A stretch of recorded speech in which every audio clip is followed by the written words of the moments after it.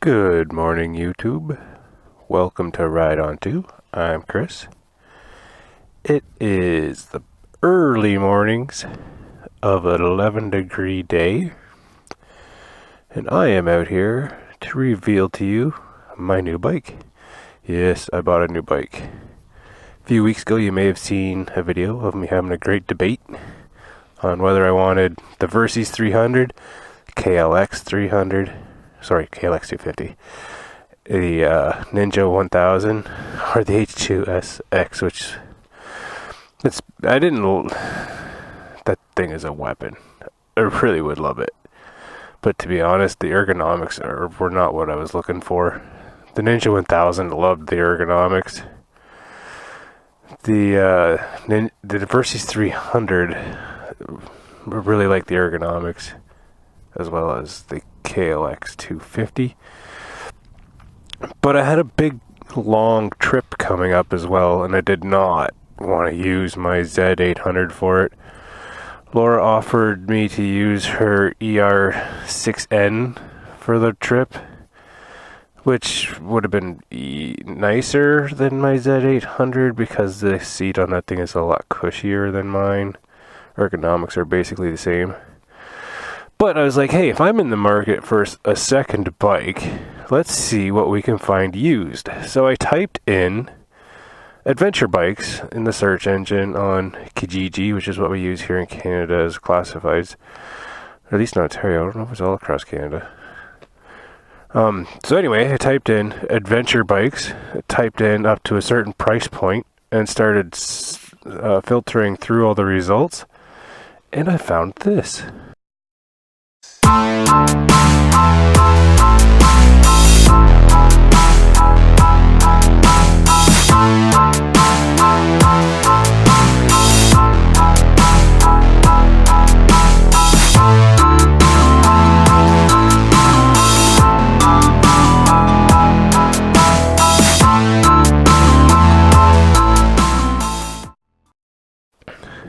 This is a 2003 Suzuki VStrom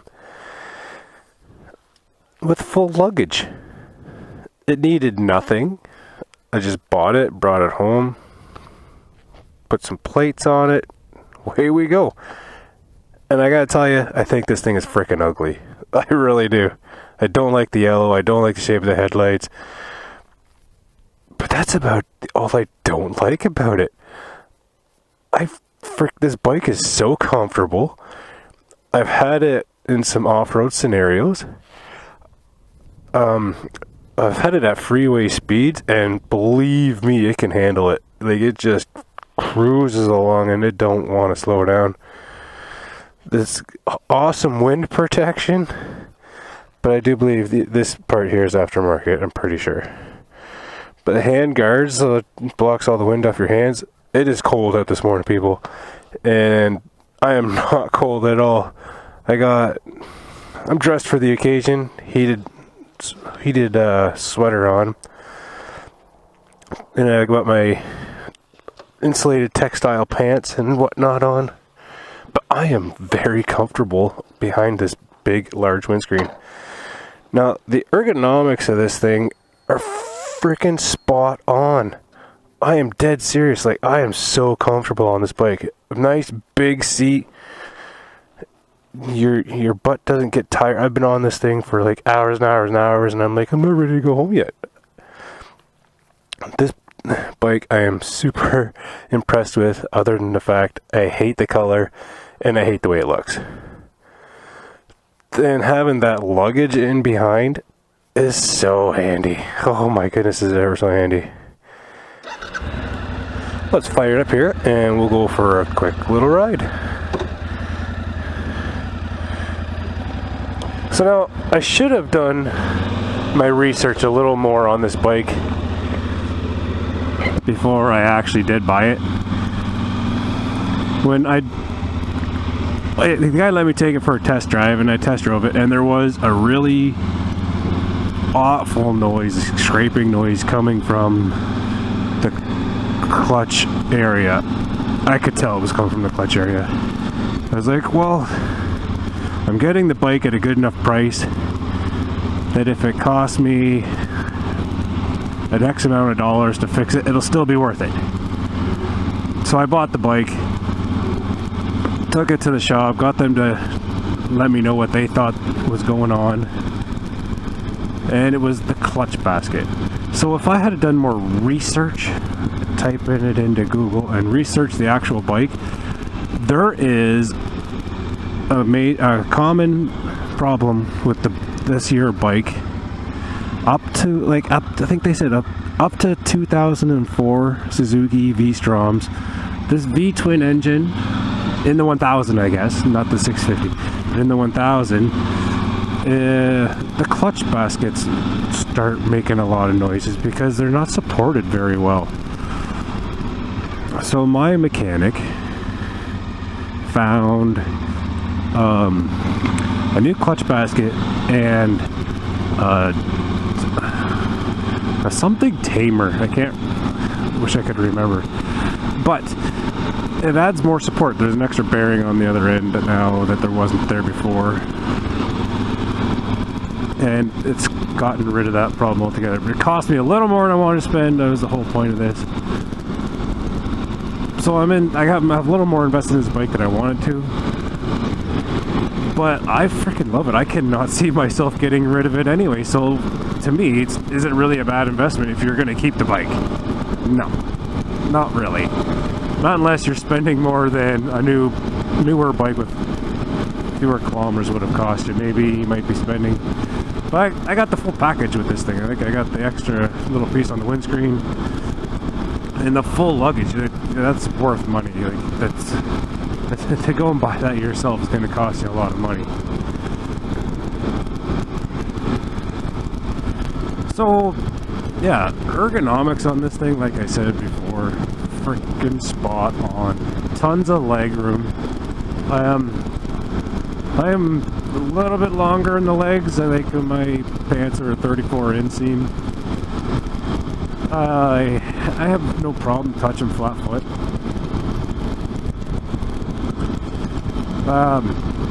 But I still have lots of leg room. My legs are not cramped at all. So we're just going to change the sound. It's so cold out, my visor's fogging up. I have to crack it open. So being an ADV bike, we can go down some off-road. Well, this isn't really off-road, this is back road. Gravel road. But this bike can handle it no problem. He's got a nice meaty back tire back there. I wish he had a meatier one on the front. That's something I'm going to have to look into.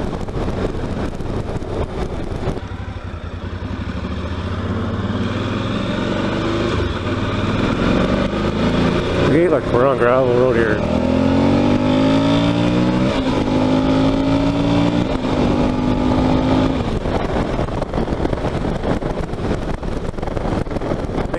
This bike can do it. It pulls pretty hard. It's a V-twin. I think a 90-degree V-twin. I looked at the numbers. They say about 97 horsepower and 76 foot-pound of torque. It's respectable. Like I got no problem getting this thing up to speed, man. It's pretty quick. And it's got no problem cruising at any freeway speed that everybody else is going at, even if you want to go a little bit faster. It's a pretty quick bike, and you get into this nice little air pocket behind this windscreen and you don't get beat up by the wind. It's awesome. Something else we need to comment on. The power doesn't really come on to like 4,000 RPM. There's not a lot of power under 4, which I've read it was designed that way for when you're off-road. You don't get a big abruptness of power down low. The problem I find with this is when you are cruising at a normal speed, like say 100 kilometers an hour, and you are all the way up in 6th gear, you're down below that 4,000. So your roll-on power is brutal. until you get over that 4,000. Then there's lots of roll-on power. So I find myself really riding on the highway in 5th gear until you get over, say, 110, 120, then 6th gear. So it almost feels like 6th gear is useless for daily riding. Unless you ride freeway every day, then this is a non-issue for you. It's just the roll-on power in 6th gear when you're doing like 100 kilometers an hour. That's where I really find a fault there. But I understand why they did it. Because, yeah, if you're in a spot where you don't want a lot of power, you just want to feather it over, say, a log, a log? Did I say log? A log or a rock or brush, or you're trying to squeeze between a couple trees or something. Who knows? There's tight spots where you run into, and you don't want the abruptness of throttle. You want to be able to feather it, get out nice and smooth. You don't want to spin tires. That's why they did it. I just find it created a bit of a fault when you're doing like 100 kilometers an hour. You lost the roll-on power. Unless you stay in 5th, then the roll-on power is there. The brakes are squish. I wouldn't say they are a little bit on the squishier side. I wouldn't say they are squishy. But they stop the bike all right. Like, there's nothing to complain about. There is a bit of front end dive. See that front end dive there? If I can find the right gear, we can go again. There we go. So yeah, brakes are like, they are going to stop you. Let's not get sidetracked here. Like, they're still good.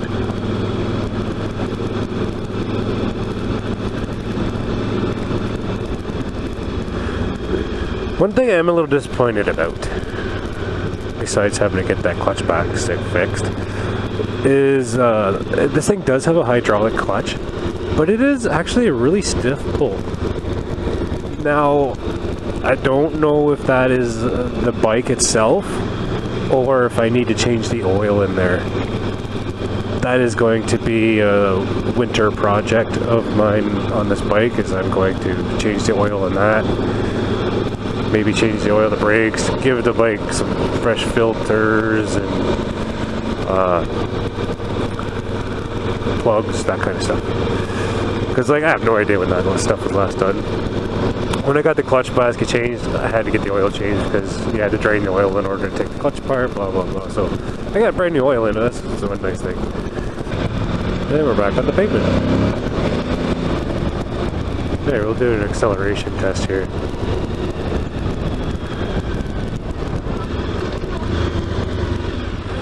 First gear, idle along, and then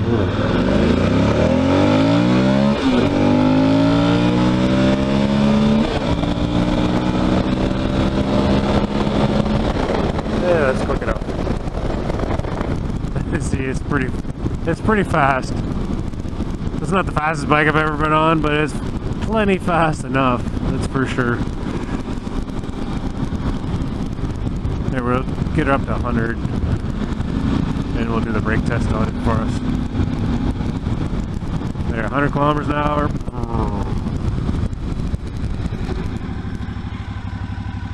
Not bad.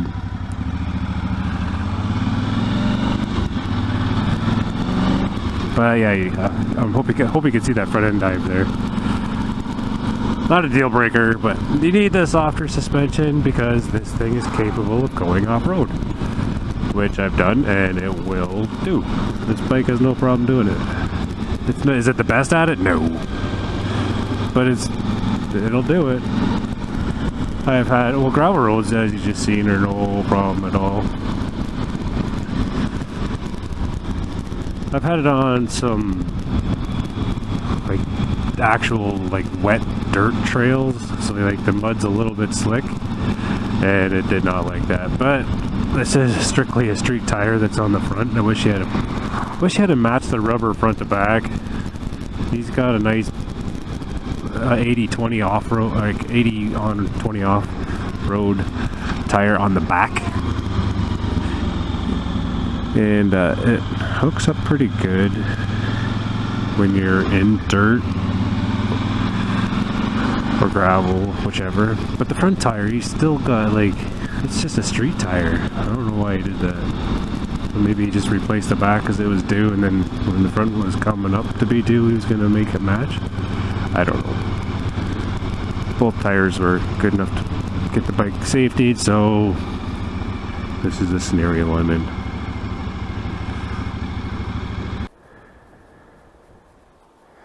Well, there you have it. 2003 Suzuki VStrom as a second bike. I don't think I did too bad on this deal. I wish I had spent a little less on fixing that clutch basket, but I really do love riding this bike. Like I said, I think it's freaking ugly. I hate the yellow. Some people like it. I don't. It's too bright for me. At least on this bike anyway. Maybe it'll look better on something sportier. This bike should be like something close to like an army green or a dark green. You know, like the green that's on the new Z650s? Like a really dark non-gloss green. That would look awesome on here. Something to keep in mind for future winter renos. Maybe I could do something like that. So what do you guys think? Did I make a good decision? I thought I made a good decision. For the amount that I got invested into this thing, I think I hit a home run. And I'm really digging the ADV bikes. They are, well, at least this one, this one's fun, comfortable. You could ride for hours and hours and hours. Just the comfort level is so way up there. Not used to it, and I can't stop talking about it. Some other review points I can bring up to you really quickly before we go. The mirrors, awesome view. Like, you don't have to shrug your elbows in. They give you an awesome view about shoulder height and like well outside your shoulders. The handguards block a lot of wind. Like, it's cold out right now, and if I didn't have these, my hands would be freezing because these grips aren't heated. So if you had a combination of this and heated grips, oh man, you could ride in very low temperatures. I commented on this little extra part of the windscreen. It creates a nice little bubble in here for me that I do not get cold. I showed you the brakes. I showed you a quick acceleration test. I've bragged enough about the ergonomics. The seat, nice and wide, lots of room here. It doesn't get as narrow as some bikes here. I don't know if you can see that. I hope you can. I should mention this. So, about the wind. My passengers complain that they're getting a lot of wind back there. And I don't get any, which is, I'm only that much closer to the windscreen. But yeah, I guess my passengers are complaining about they get a lot of wind back there. I was wondering why that is. I don't know if this is an accurate statement. This is my opinion. But, if you see this bike curves nice and smoothly right into the rider. So my theory is that the wind is just following this and coming right back in. Whereas on a lot of sport bikes, you see them come out and then there'll be like a sudden stop. Then there'll be an impression where your legs sit, which helps the air come out and around the rider. It creates an air pocket in where your legs are. I think that is a large part of the problem. Like I said, I'm not an expert. That is just my opinion. But yeah, my passengers have complained about a lot of wind. The suspension on this thing, it's on the softer side compared to sport bikes. It soaks up bumps nicely. It has to, because like as soon as we take off this way, it's going to be a little bit rough. And you need a suspension that's going to soak it up. This thing has a little bit bigger front tire on it. It's a 19, 17 on the back. Most street bikes have a 17. because they are more suitable for the street, better for cornering, that kind of thing. 19 gives you a little bit bigger tire for going over obstacles. Something like the Africa Twin has a 21-inch front tire and spoked, which is even better yet for off-road use. I think I'm running out of things to talk about here. Well, thanks for tuning in, checking out the new ride. If you have been watching my channel before, then you'll know that I was after a second bike, and now we have it. I'm quite happy with it. If you're just tuning in for the VStrom review, I got some other bike reviews that you could check out. Lots of other content on the channel for you to check out as well. Well, thanks for tuning in to Ride On 2 this week. I'm Chris. Like, share, subscribe, all the goody stuff. There's always more content coming your way. Talk to you guys later. Wait, I forgot my 3 rules. How did I forget my 3 rules? Ride safe, have fun, keep the shiny side up. Peace out. Bye.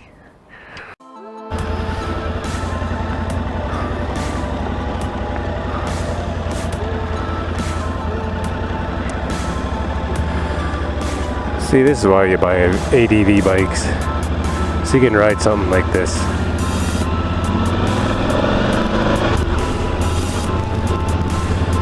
Isn't this beautiful?